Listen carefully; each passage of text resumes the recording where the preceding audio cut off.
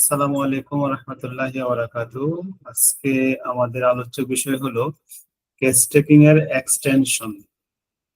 অর্থাৎ আমরা যারা কেস টেকিং করব, এক্সটেনশন বলতে কি বুঝি, রোগীর কাছ থেকে এক্সটেনশন কিভাবে নিব, রোগীকে কি প্রশ্ন করব, কি উত্তর হইতে পারে এবং উত্তরের এগেইনস্টে কি রুব্রিক এবং ঔষধ হইতে পারে, এই বিষয়গুলো নিয়ে ইনশাআল্লাহ আজকে আলোচনা করব।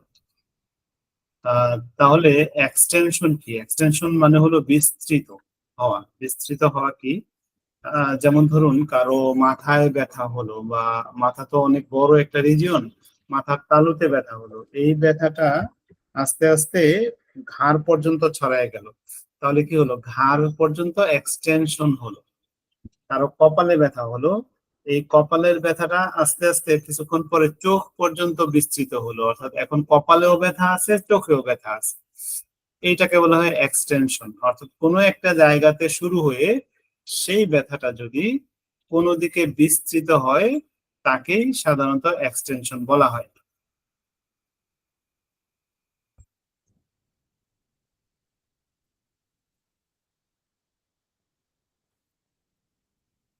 তো এই এক্সটেনশন সাধারণত আমরা কিভাবে পাই বা কিভাবে আমরা খুঁজে পাবো? রোগীকে প্রশ্ন করার মাধ্যমে আমরা এক্সটেনশনটাকে খুঁজে পাবো। কি প্রশ্ন করতে পারি?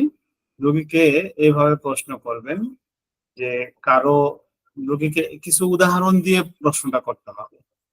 রোগীকে বলবেন যে ধরুন কারো পায়ের তলায় ব্যথা, বা রোগীর কষ্টটাকে উল্লেখ করে, যেমন ধরেন রোগীর মাথা ব্যথা, তাহলে এইভাবে বলতে পারেন যে আম, আপনার কারো মাথা ব্যথা, তো মাথা ব্যথা হলে আম, ঘাড় পর্যন্ত ছড়ায় যায়, চোখ পর্যন্ত চলে আসে, কান পর্যন্ত চলে আসে। আপনার মাথা ব্যথাটা কোনো দিকে যায় কি? অথবা কারো পায়ে ব্যথা, তো পায়ের তলায় ব্যথা, এই ব্যথাটা শুরু হয়ে হাঁটু পর্যন্ত বিস্তৃত হয়, গলায় ব্যথা শুরু হয়ে কান পর্যন্ত ছড়িয়ে যায়।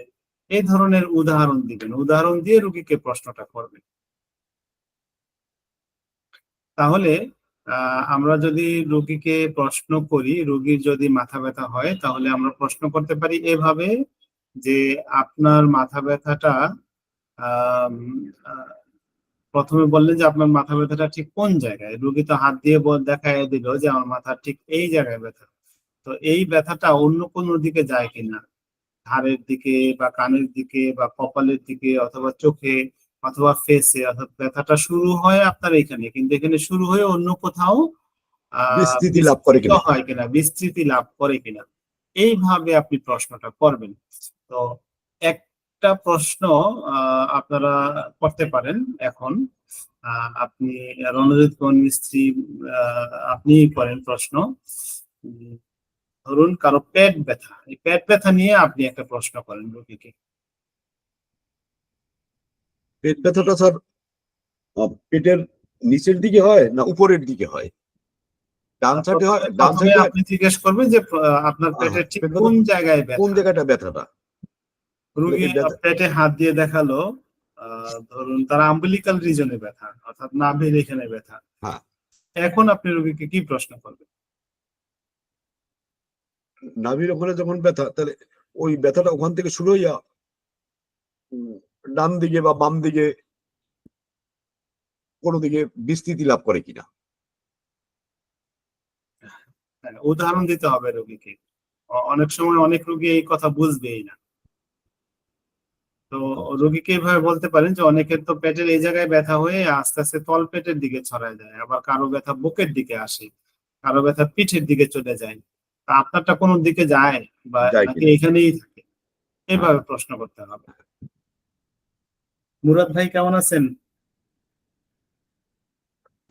আলহামদুলিল্লাহ, ঈদ মুবারক। আসসালামু আলাইকুম। ভালো আছেন? আলহামদুলিল্লাহ ভালো আছি। আপনার নিকট প্রশ্ন যে রোগীর কোন এক রোগীর চোখে ব্যথা, তো এই চোখে ব্যথার এক্সটেনশন সম্পর্কে আপনি কিভাবে প্রশ্ন করে রোগীর কাছ থেকে জানবেন?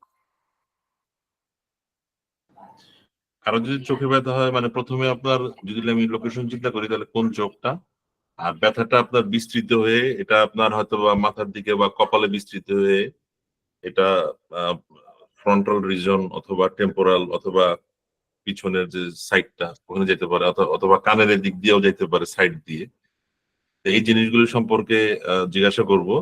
প্লাস হচ্ছে ব্যথাটার আপনার অনুভূতিটা কিরকম, কি ধরনের ব্যথা? ব্যথা তো অনেকগুলো প্রকারভেদ আছে, আগে আপনি শিখিয়েছিলেন। হ্যাঁ, কামড়ানো ব্যথা হইতে পারে, হাতুড়ি দ্বারা পিটানো ব্যথা হইতে পারে, পিছানো ব্যথা হইতে পারে, মানে এইভাবে জিজ্ঞাসা করবো আর কি। জি, ধন্যবাদ। আইনুল বাড়ি, কারো যদি দাঁতে ব্যথা হয় আপনি এক্সটেনশনের সিমটম গুলো কিভাবে নেবেন?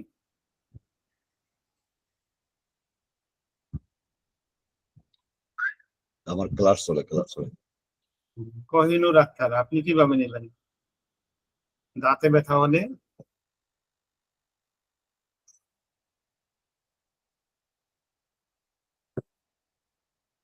আচ্ছা, তাহলে মোটামুটি যে দুজনের কাছ থেকে উত্তর পাইছি, দুজনেই বুঝতে পারছেন সাবজেক্টটা। এবার এগিয়ে যাই, আমরা রেপার্টরি থেকে কিভাবে পাবো? একেবারে হাতে কলমেই দেখিয়ে দেই। রেপার্টরির আমি সার্চ দিয়ে রাখছি, অর্থাৎ এখানে সার্চ ইঞ্জিনে গিয়ে আমি লিখেছি হেড, লিখলাম, আর এক্সটেন্ডিং,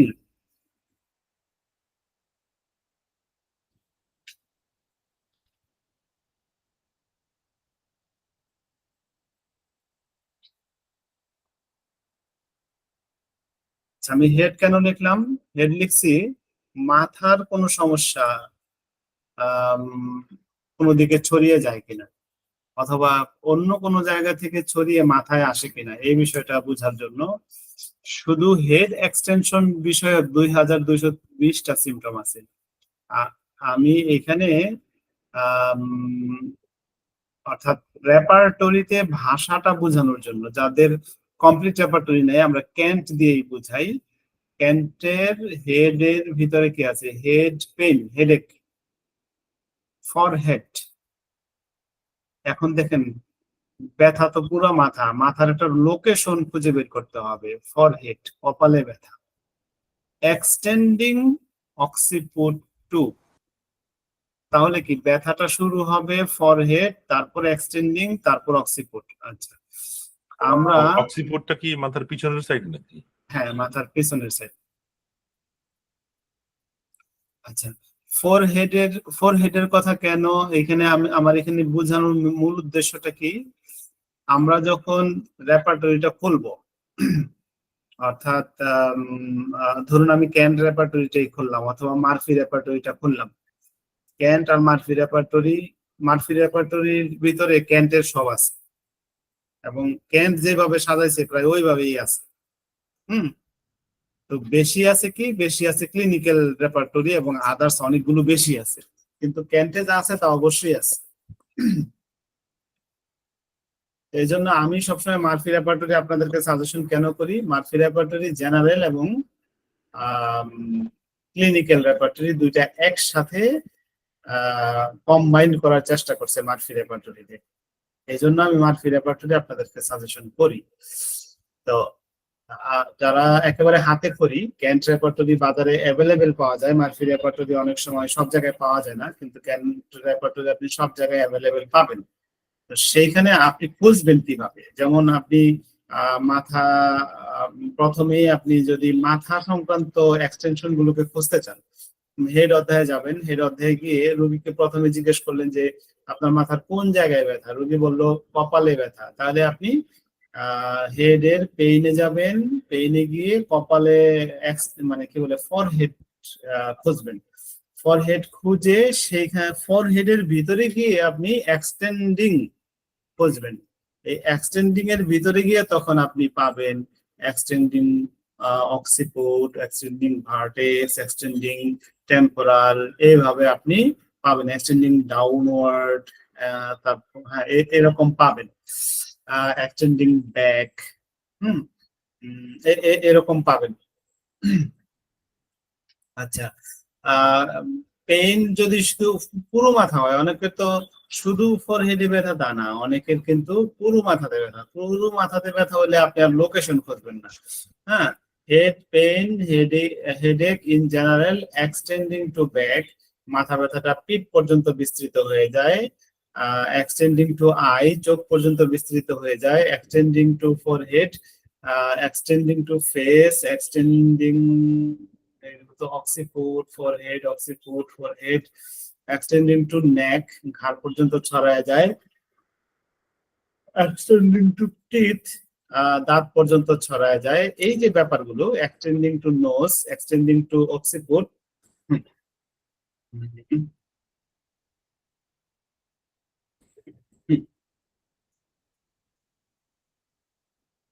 আচ্ছা, এই যে আমি এই যে বিষয়টা আপনাদের নিকট উত্থাপন করলাম যে এক্সটেন্ডিং শব্দটা ঠিক কোথায় আছে, আমরা কিভাবে খুঁজবো, হ্যাঁ, এই বিষয়টা বুঝতে পারছেন কিনা?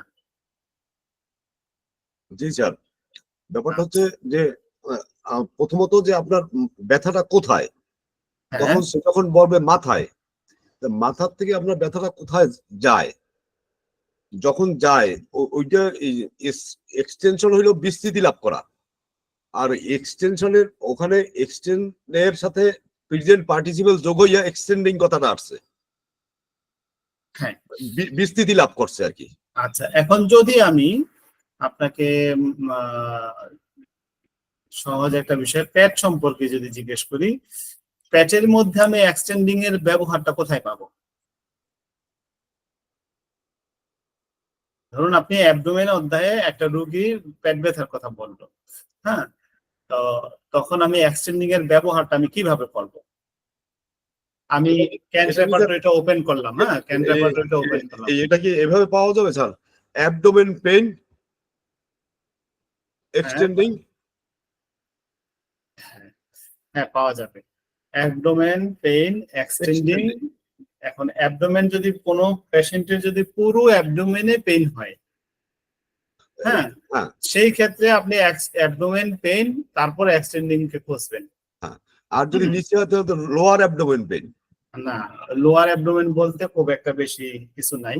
আচ্ছা। অ্যাবডোমেনের 6টা যে ভাগ আছে সেই ভাগ নিয়ে সেখানে কথা আছে, যেমন আম্বিলিকাল রিজিয়ন, তারপর লাম্বার রাইট, লাম্বার রিজিয়ন, হ্যাঁ, মানে লাম্বার রাইট না, মানে lumber region right, lumber region left, তারপর হলো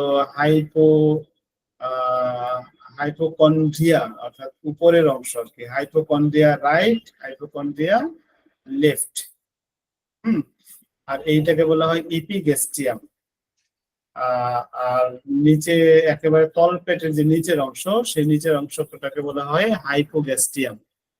আর তারপর তলপেটের দুই পাশে যেটা ইনগুইনাল রাইট, ইনগুইনাল লেফট।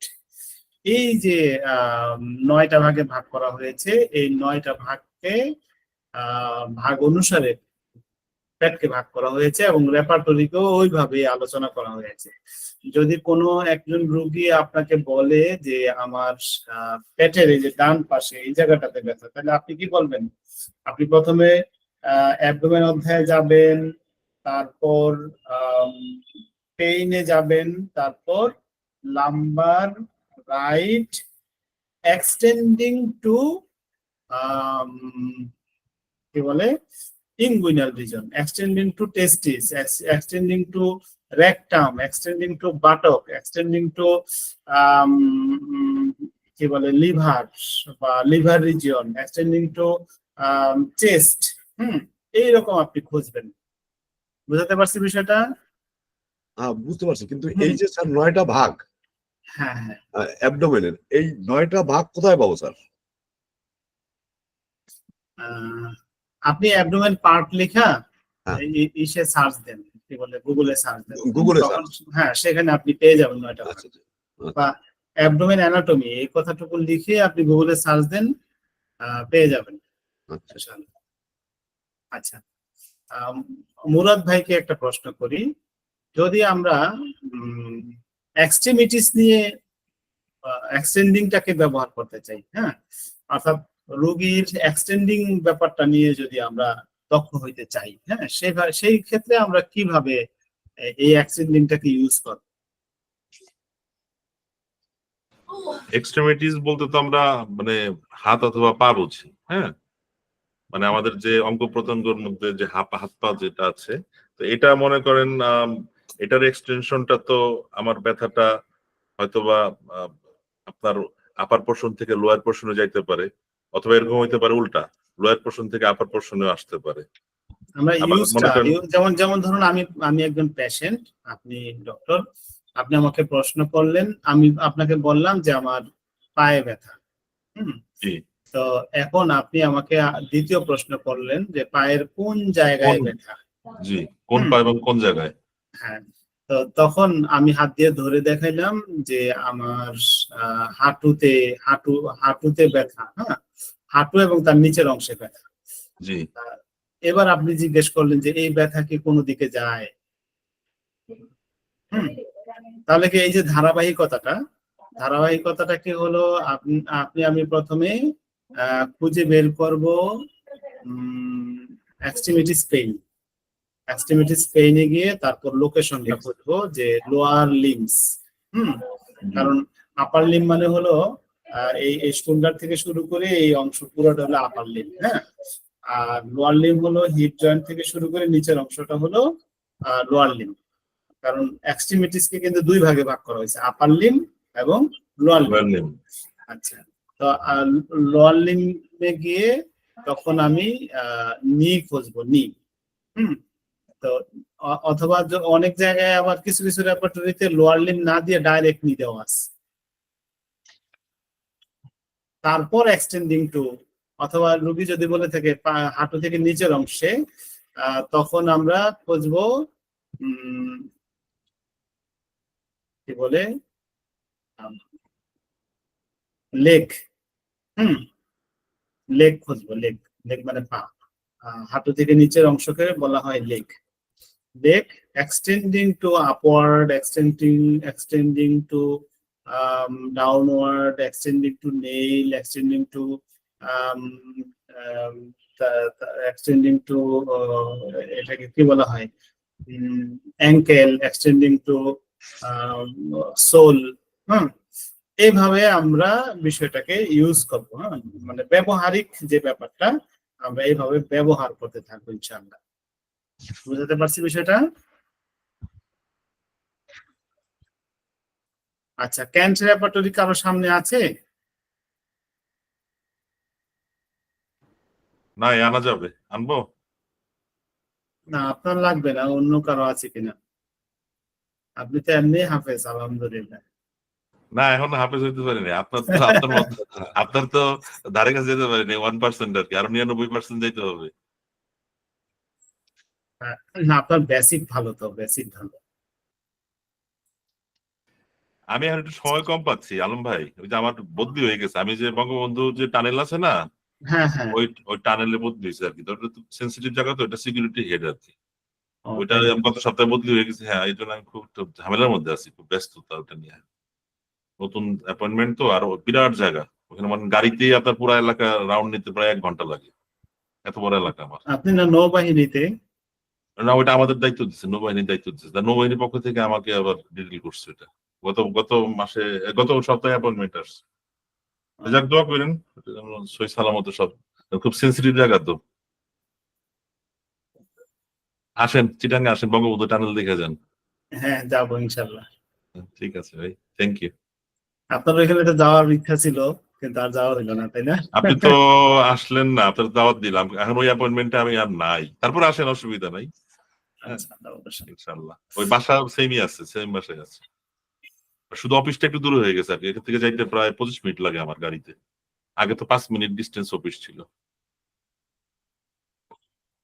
আচ্ছা, ঠিক আছে, আল্লাহ ঠিক আছে ভরসা। ভাই, হ্যাঁ আগায় যাই আমরা। হ্যাঁ, থ্যাংক ইউ ভেরি মাচ। তাহলে এই বিষয়গুলো আমরা বুঝতে পারছি তো?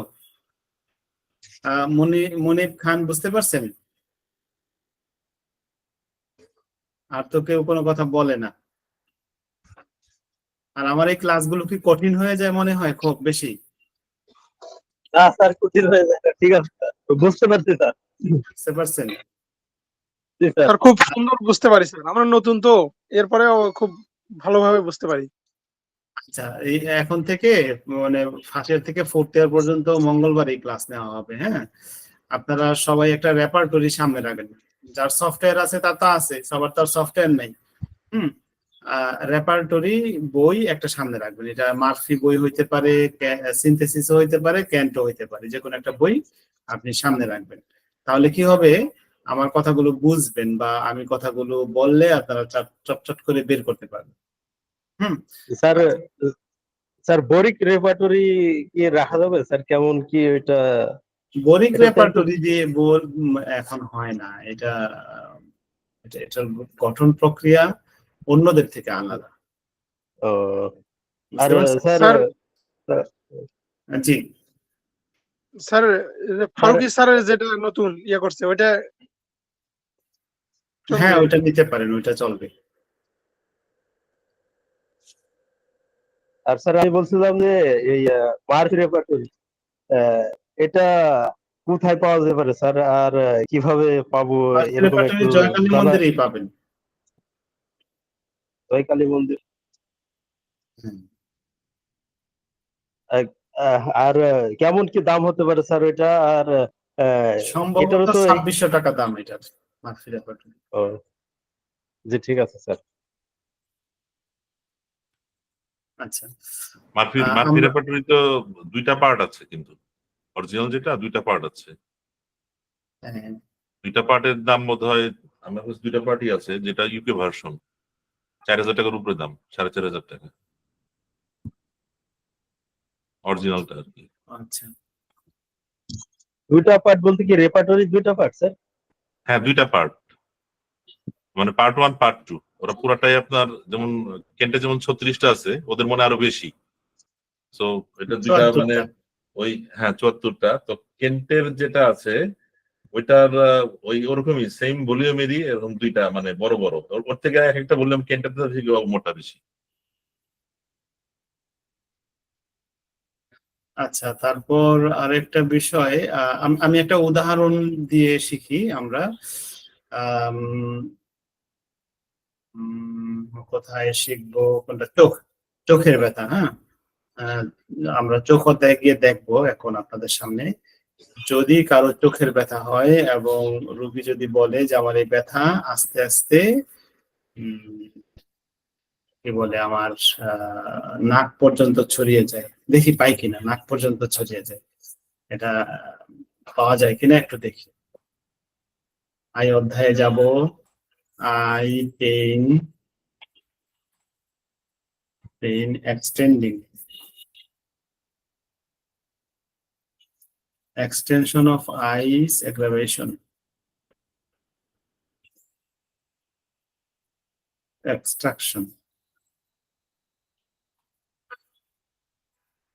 extending, এখানে দেখেন আই পেইন এক্সটেন্ডিং ব্যাকওয়ার্ড, অর্থাৎ পিছনের দিকে যায়, brain to, cervical region to, তারপর হলো circular around eye, downward, ear to, eyeball, face to, ফেসের মধ্যে চিক, তারপরে চিক বোন, হলো যে গালের উপরে যে এই যে উঁচু হাড়টা, এটাকে বলা হয় চিক বোন। চিন, আইব্রাউজ, আই অ্যারাউন্ড, জোস,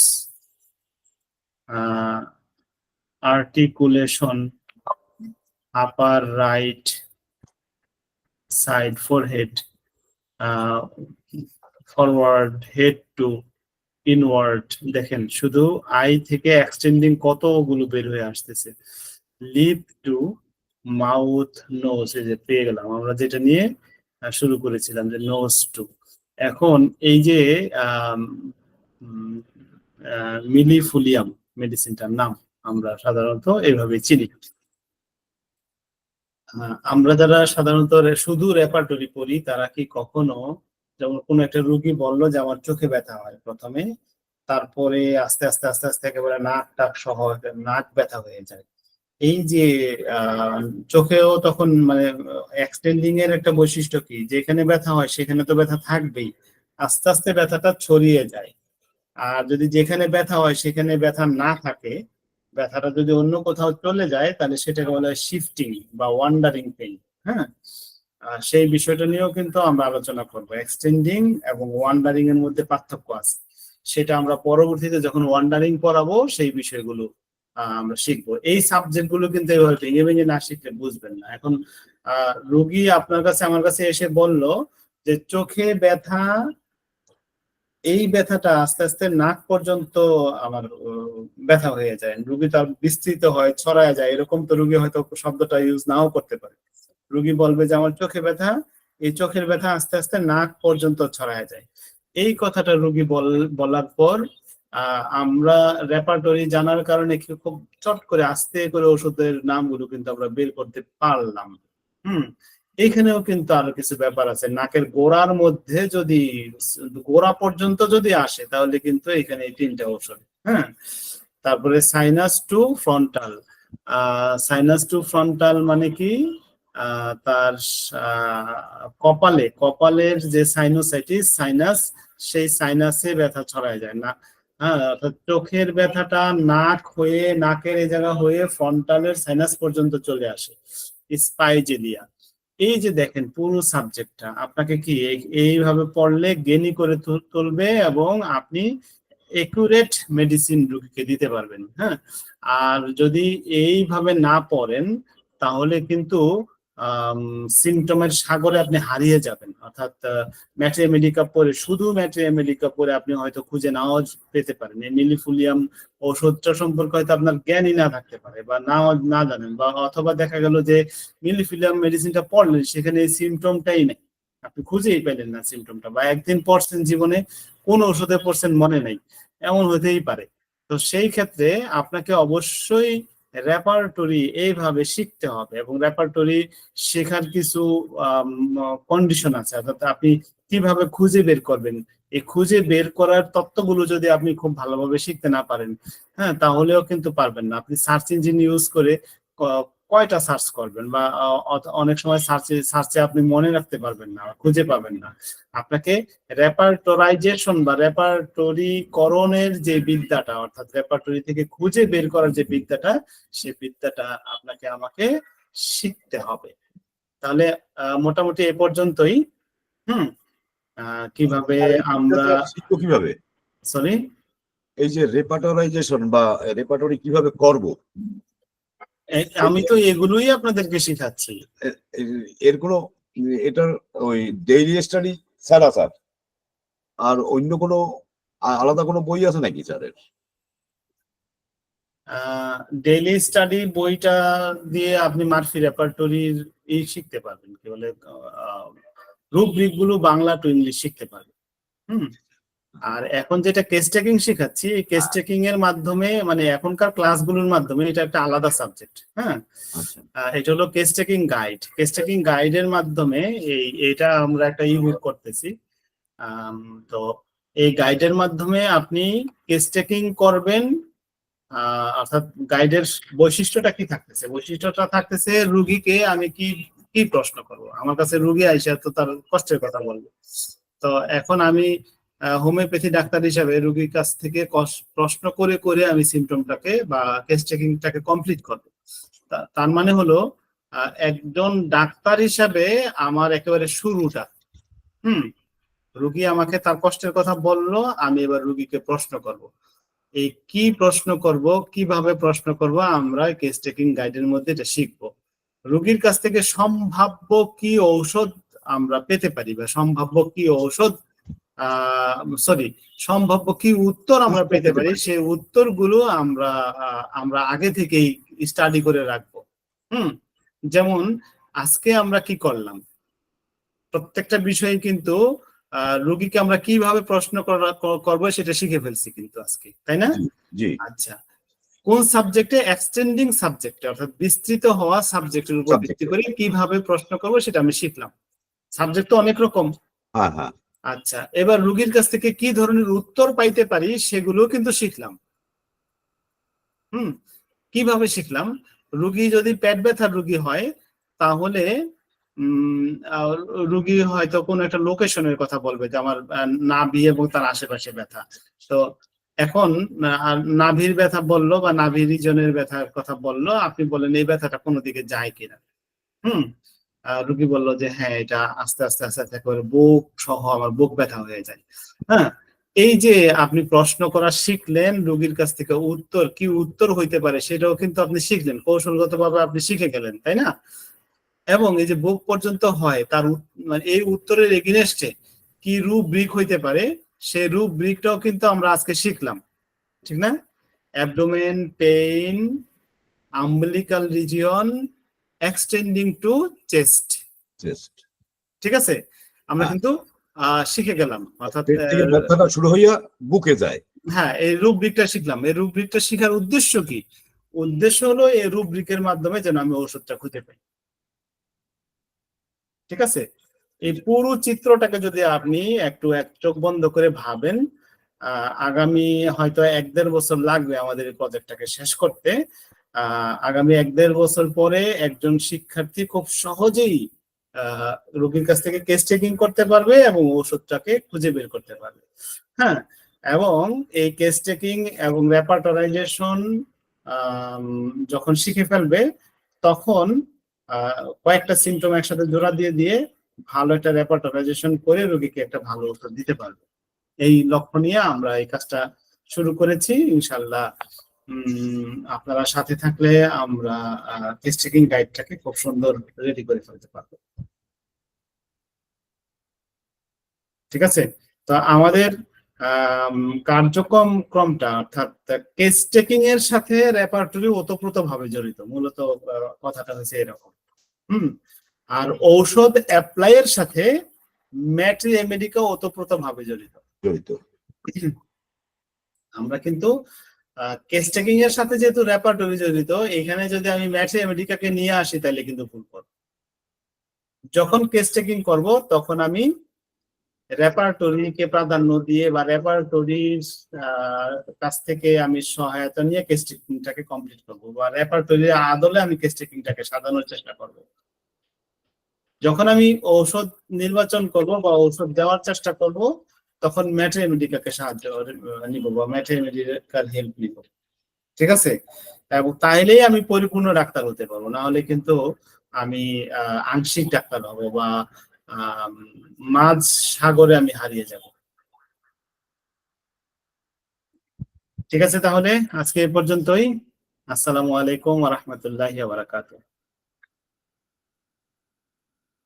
ওয়ালাইকুম আসসালাম।